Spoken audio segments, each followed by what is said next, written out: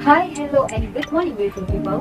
I want to skip the boring introduction, so let's just have a simple one, shall we? Right, the term working remotely. It's certainly we're not being taught or being heard so widely before, especially in Malaysia, don't you agree? Well, majority of North America, Europe, and many other Western countries has already been claiming this working remotely since before we knew it, but as you can tell, not here in Malaysia. I literally had no idea that any of those notions is applicable in our daily life. All I could say, it is a little bit ambitious to be executed, particularly in a certain type of corporation that you couldn't even imagine it being run in telecommuting matter. But look at what the world has become now. In order for us to cope with the COVID virus outbreak that happened in 2020, this term is no longer strange to our ears in just one night. Let us all shift ourselves in a little bit of story time here. Me myself is one of the many others that were required to adapt fast in this new condition where people relying heavily, by means very heavily, in technology to accustom in every way possible to have our work, studies back on its legs. Thinking back, wow, it was very challenging and mind-boggling at the time. We were at the bottom of misery, remembering the constraints we dealt with for the poor internet coverage and phone storage capacity to store countless applications that were meant to use as our channel to communicate, smartphone ability to run for hours long. We are now currently in 2022 and those are starting to become our norms. The regulation being cut loose after the influx of the vaccine, which did reducing the cases, which some of us are getting face-to-face classes in the university now. But how do you all been doing for the past 2 years? How you guys go about managing yourself or your team in remote collaboration? I bet some of you guys having flashback now. Personally, I think despite remotely working or studying being the new norm as it's slowly embedded in our lifestyle, making us more than used to it by now, there are still things we wish we could have it back like we used to, which is no other than the efficiency when working in a team. So, working in a team remotely, what may work?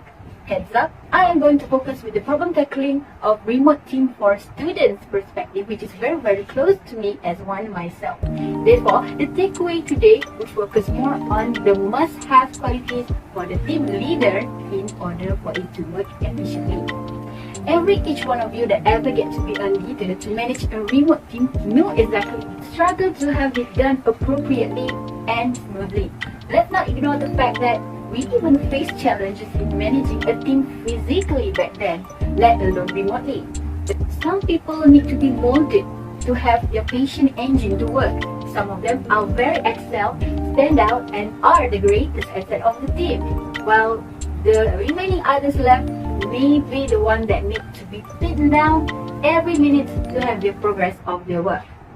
The differences in humans are inevitable. That's why the key for the leader to have his remote member utilize those individuality and uniqueness in maximizing full capabilities of the team is by building the relationship. When you meet in person with your peers, you barely need to build this relationship. People love to engage with the simplest things like, oh, nice blouse, where did you buy it? Which surely would naturally form the bond. Unlike remote team, you barely have the need to ask those kind of questions. Thus, the probability of the team having differences conflict is higher. Later, shall take some time to have them all sit together in an online meet or even in person, not discussing about work project. Instead, just have a small laugh, low tension talks, or introduction on what they want people to know about them.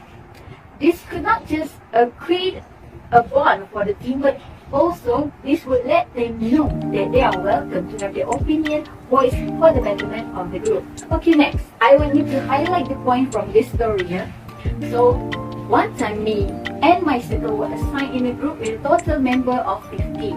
Bunch of them are quite a free rider, but nothing we could do about it because 7 to 8 of us putting effort to complete the project is way faster than having to ask the remaining to take part.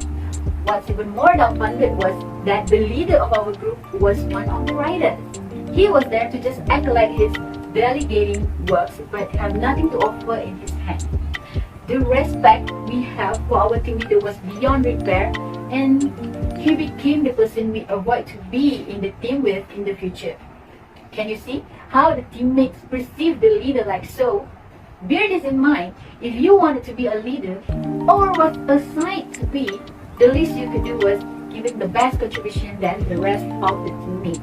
Fulfill each commitment you make to the team, even with the simplest one like holding an online meet on the time you promised. Trust can be hard to be built, but easy to be great. Carry your responsibility as leaders honorably, not just for the name or fame, and show them why they can put the faith in you by having you be in front representing them. Oh, looks like time is not on my side, so let's bring the talk to the closure. In every human relationship, communicating is the best remedy to resolve most of the problems occurred, even between lovers. And I find it quite disappointment that the same measure is not being applied by most of us, be it the leader or the followers. Leaders, be open-minded when hearing your fellow mates' input, because just like this saying, another word from the second set of eyes may bring the finest outcome in the end. Thank you for lending your ears. Hoping to see you again in another venture.